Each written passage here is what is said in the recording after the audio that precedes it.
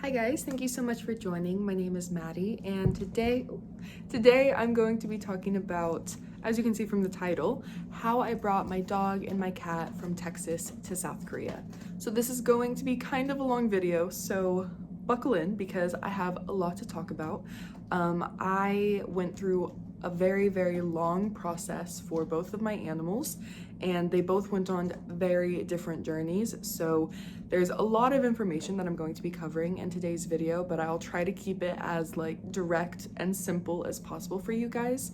I will also make sure to put any links that I'm referring to or using or that I'm able to show you guys down below, as well as any documents I will try to put on the screen somewhere, maybe here or here. So without further ado, let's get into the actual video. I'm going to break it down into a few different parts. So the first part I'm going to talk about is everything you have to do before you even book your flight. Okay, there's a lot that goes into what you should do before you book your flight, before you bring your pet to the airport. There's a lot that happens. So we're gonna get into that first, and then I will go into how I brought my cat to South Korea, and then finally I'll talk about how I brought my dog to South Korea. For my cat, I flew her on an airplane with Korean Air, and for my dog, I used a pet relocation agency. So I will break each of those parts down as well later on in the video, so stay tuned. Okay, so first things first is everything that you need before you get to the airport, before you book your flight. There's a lot that kind of goes into this. It's a long preparation to get your animal ready to fly to South Korea. So the very first thing that you guys need, your pet must have an ISO compliant microchip. This is the 15-digit microchip. It's the internationally accepted microchip. So if your pet does not have this microchip, if they have the 9-digit, or if they have no microchip, you must get them ISO compliant microchips before you take them to the vet to begin any other process. So if you have not done that, please go do that first. That is number one. If your pet already has an ISO compliant microchip, I was very fortunate. Both of my dog and my cat already had ISO compliant microchips, so I did not need to schedule that separately. They were just ready to go. So once you have the ISO compliant microchip, then you can schedule your vet appointment to get your cat or your dog vaccinated for rabies. This comes after the microchip. Once your animal gets their rabies vaccination, you have to wait a minimum of 30 days before you can do anything else. So step 1, microchip, ISO compliant. Step 2, rabies vaccination. And then finally, after you've waited the 30-day minimum, you can take your pet to have the blood titer rabies antibody test, which for short is the FAVN test. And I will put the link down below to the Kansas State University lab that does pretty much every single FAVN test. This is where your vet will draw blood and then send it to the lab for testing. The FAVN test can only be done by a USDA accredited veterinarian, and that may not be your normal vet. So for me, it was, thankfully.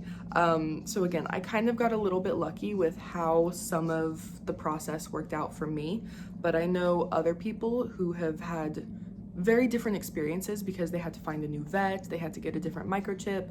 So make sure that you learn if your vet is USDA certified through the USDA APHIS website. I will link that down below. You put in your state, your zip code, and it'll put a bunch of the USDA accredited vets in your area, and you can hopefully find your vet. If not your vet, then you can use any of the vets on that website to do your FAVN test. So once you have scheduled the FAVN test, you'll go to the vet, they will draw blood, and then the vet will actually send all of that paperwork, the blood sample, everything to the Kansas State University lab. You do not have to process any of that.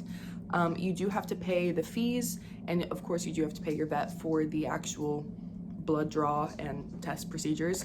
So every vet has different pricing. I will put what my vet, the cost, I will put a breakdown of the cost. So once you have your FAVN test blood drawn and the sample is sent to the lab, all you do is wait, guys. So this is the long part. Typically the FAVN test can take anywhere from 3 to 8 weeks to get results.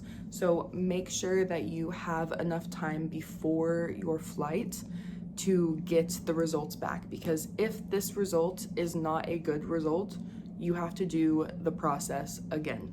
I did the FAVN test and I got my results back in 4.5 weeks, almost 5 weeks. And during this 5-week period, I booked my flight and I added my cat, because I brought my cat with me to South Korea first and then my dog came later. So this first process was just for my cat. Once I was waiting for the FAVN results, I booked the flight, I added my cat as a passenger on the flight, and I filled out all of that information. And then once I got my results back, I put a screenshot here of what the results should look like. So if your results are greater than that or the same, you're good. So I waited almost 5 weeks for my cat's FAVN results, and they were sent to my veterinarian. So I had to go to the vet and pick up the results in person. And you have to have the original paperwork that has the sticker that the lab used. I will put a picture here. So if your paperwork does not look like this, you need to ask for it. You need to ask the lab for it. You need to ask your vet for it.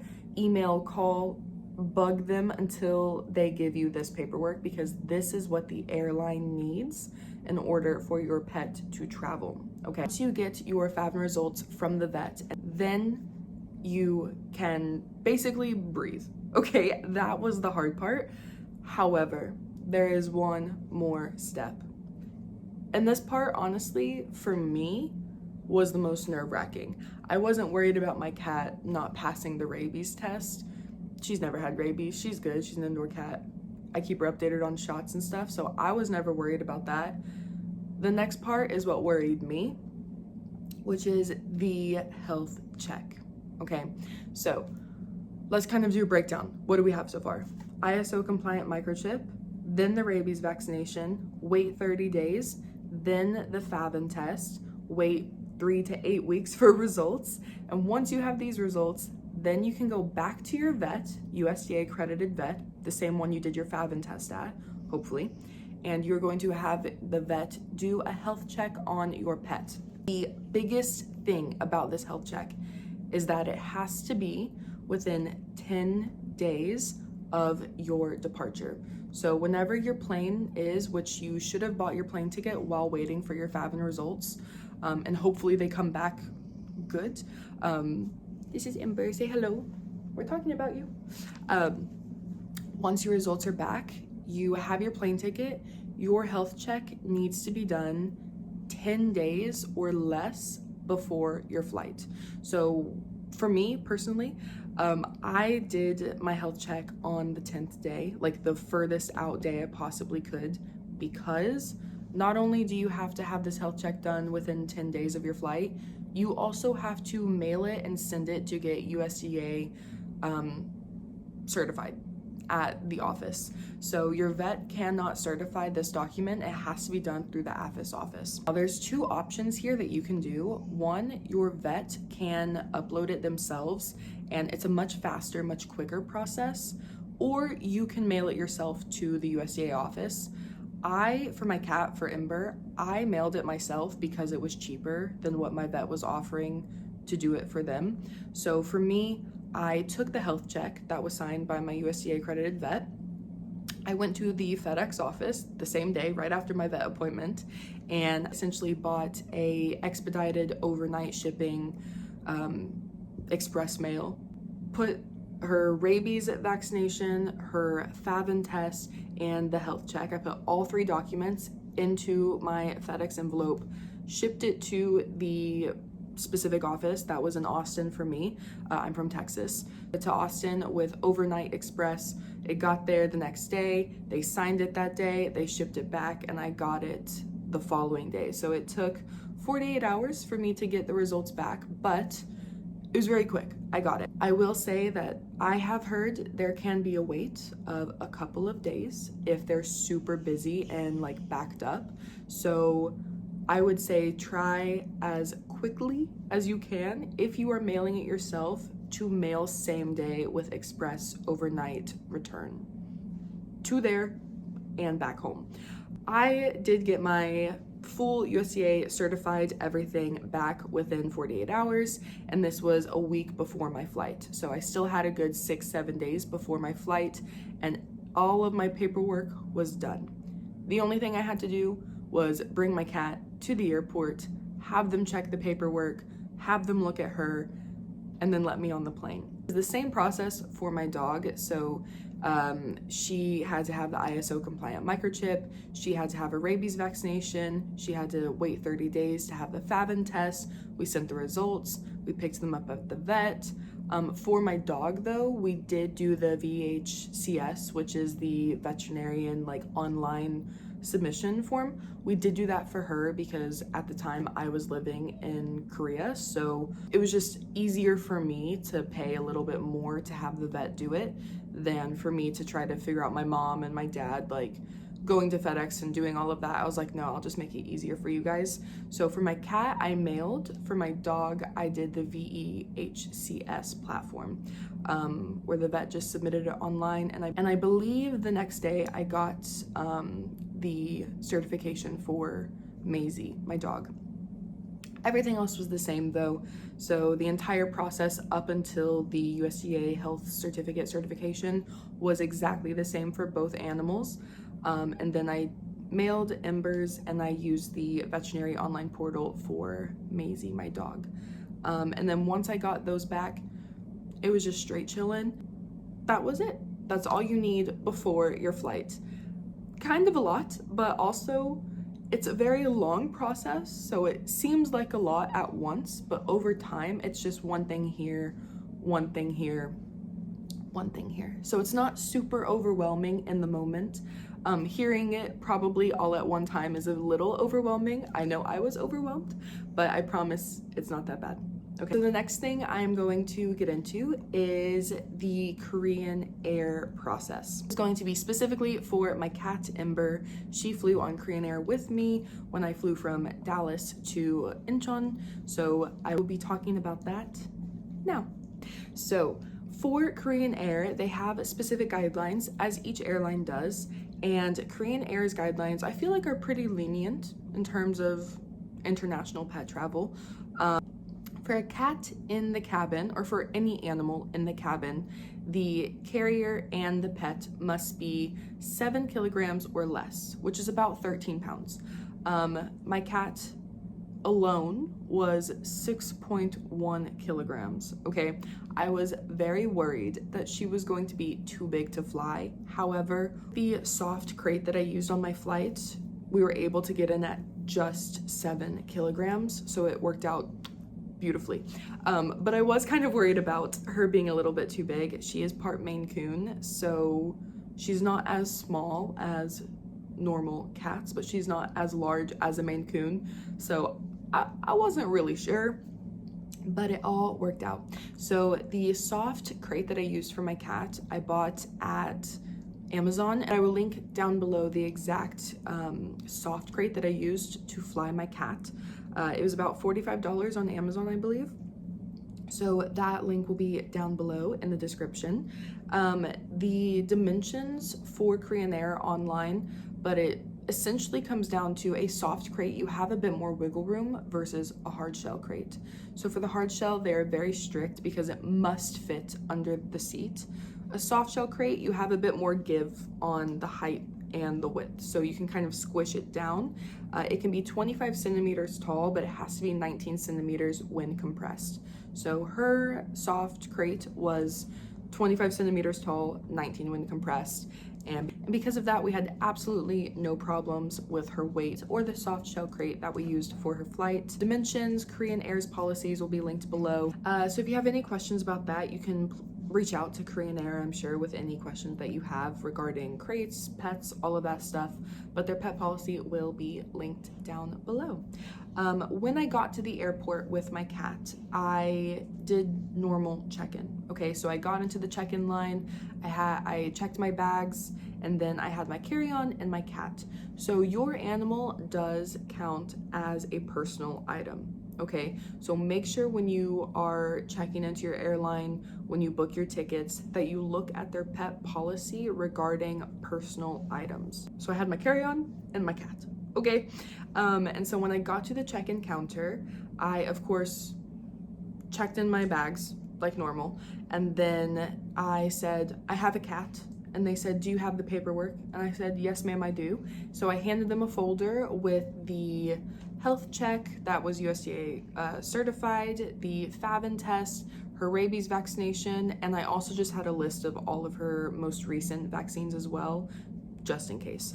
So I handed them the folder with all of the documentation inside of it, and they took it, they looked at it, they made sure everything was in order, they made sure all the names matched. They kind of looked at her through the crate, but they didn't ask me to take her out. They also did not weigh her. I weighed her at home and she was exactly 7 kilograms, but the airline themselves did not weigh her at the time of check-in. And so once they said paperwork looks good, she looks good, that was it. They let me go to security, and then in security, when I was going through, I had to take her out of her crate. So because I knew I was going to be doing that, because I did a little research, I had a harness and a leash on my cat when she was inside of her carrier when going through security. So I put it on her right before I went to check in at the airport. I had her on a harness and a leash. I took her out of the crate because you have to walk through with your animal, and then they will check you for bomb residue, but your cat does not go through the scanner. You just hold them and walk through a sensor. So make sure your cat is, I guess, well behaved, or your dog. Make sure that your pet is well behaved so that you're able to do that with as little hassle as possible. Once we walked through, I put her back in her carrier, I took her harness and her leash off, and then we went and sat at my gate, and that was it. When we got onto the plane, I just put her under the seat for takeoff, and she just chilled the whole flight. I'll insert a video here of her.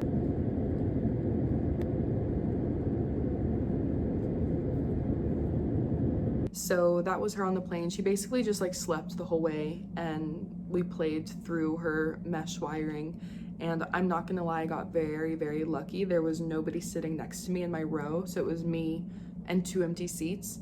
And so I did put her on the seat, and I just kind of chilled with her up next to me, just because I was anxious and I wanted her closer. When I arrived in Incheon, I would say the only thing that was different was obviously customs. I had a live animal, so I did have to fill out the live animal customs declaration form. I took her to the animal inspection. Over there was one person ahead of us, so we waited in line. I gave them the customs form. I gave them all of her documentation, the same folder I had given in Texas at the airport to the check-in. They looked over the documentation. They made me sign just my information, so my name, my address where I was going to be living, her name, kind of her information, and then once they made sure that that matched her documentation one final time, they took a little look at her. They did not take her out of the crates, they just kind of looked at her through the mesh wiring again, and then said, have a good night. And that was it. I got a taxi, I went to my apartment because I did have housing ready for me, and that is the entire process of me bringing my cat on Korean Air. Okay, so I've talked about everything you need before you fly. I've talked about how I flew on Korean Air. Now I'm going to talk about the process of using a pet relocation agency. My dog is not small, she's not tiny, she is quite large. Pretty much every airline has a limit, 45 kilograms, pet and crate. My dog at the time that she was going to fly was 45 kilograms without a crate. Because of that, because she is so big, I was not able to use a normal airline to fly her. I had to use a pet relocation agency. I basically researched a lot. What is the best pet relocation agency? And then I found one that was located in my state, that was women owned, run by a very small group.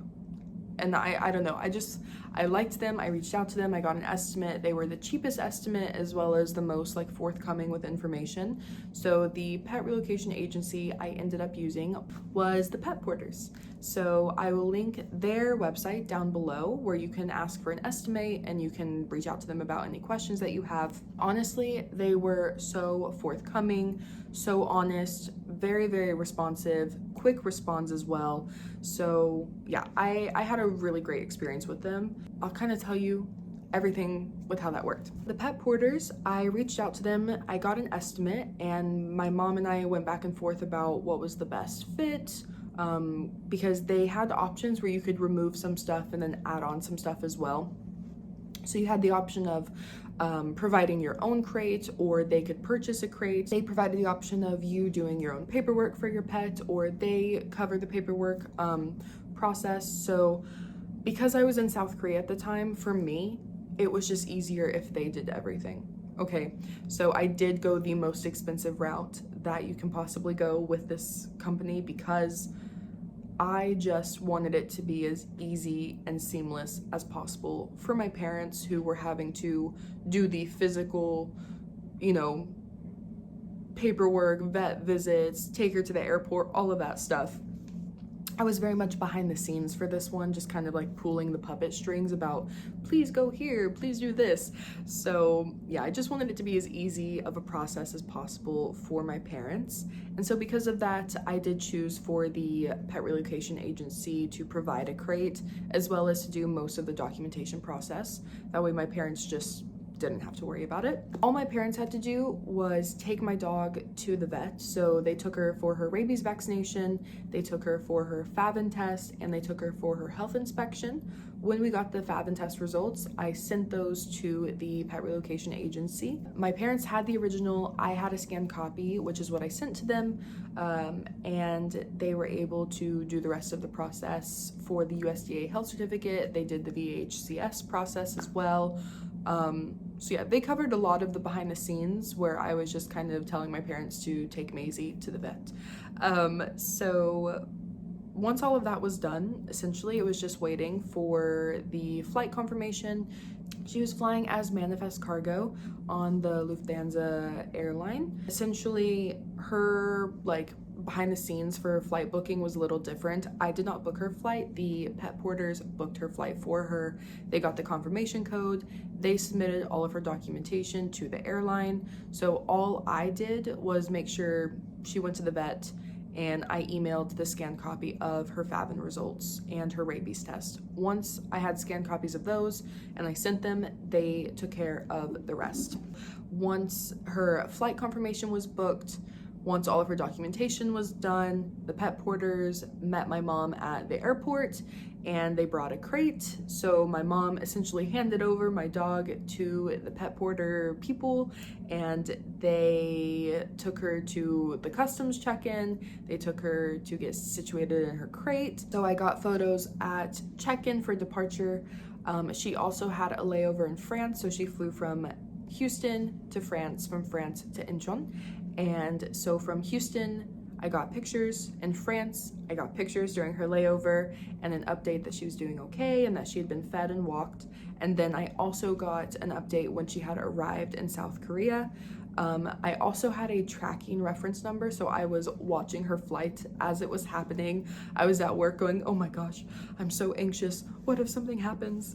You know, you hear horror stories about dogs being put in cargo or flying through a pet relocation agency, and I was so anxious, but I trusted the company. I trusted them that everything would be safe, and everything was as smooth as it possibly could have been. So I got pictures at departure, I got pictures during her layover, and then I got an update and pictures when she had arrived in South Korea. They had some partners pick her up that they worked with here in South Korea, who went to the airport to get her. They took her through customs, the same process I did with my cat, they did with her there.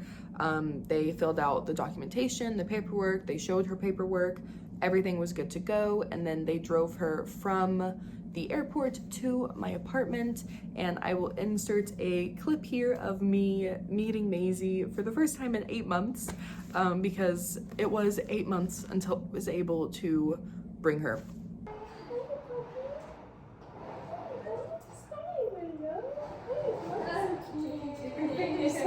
I started the pet porter process in May, got the estimate in May, and then I began the process at the end of June, beginning of July. Maisie arrived in October, so it was kind of a long process because of paperwork-wise, her health check, the FAVN. For the FAVN test, I don't think I mentioned this, but you have a 6-month window. So once you get your FAVN results and they are good, you have within 6 months to use this result to fly your pet to and from the country that you're exporting to. So that is pretty much the entire process. I will put any links that I mentioned down in the description, as well as the breakdown of cost for both the before Korean Air and the pet porter agency, as well as the grand total. I would just like to warn you guys now, this was not cheap. Flying your pet from anywhere is not a cheap experience.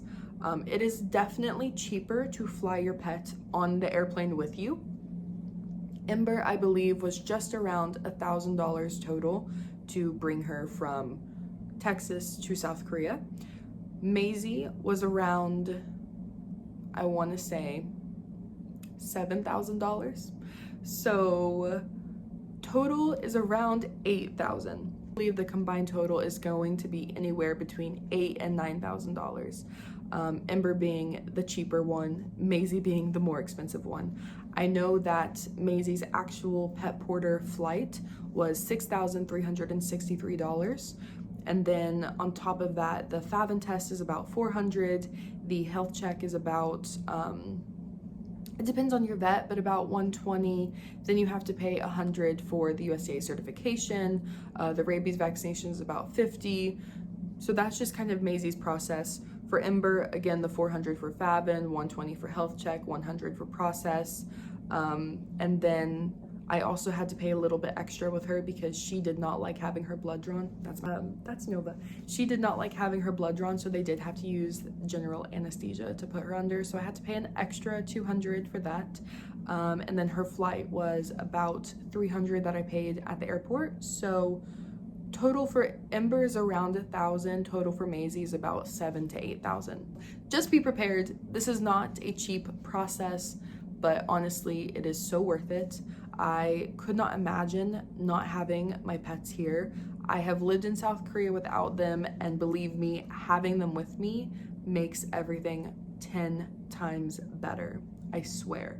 So that is everything. If you guys have questions, if you would like to know more information, if you would like to get a bit more in depth about any of the process, please leave a comment down below and I will do my best to reach back out to every single one of you. Thank you so much, guys. I hope you have a wonderful day and I will see you soon. Bye.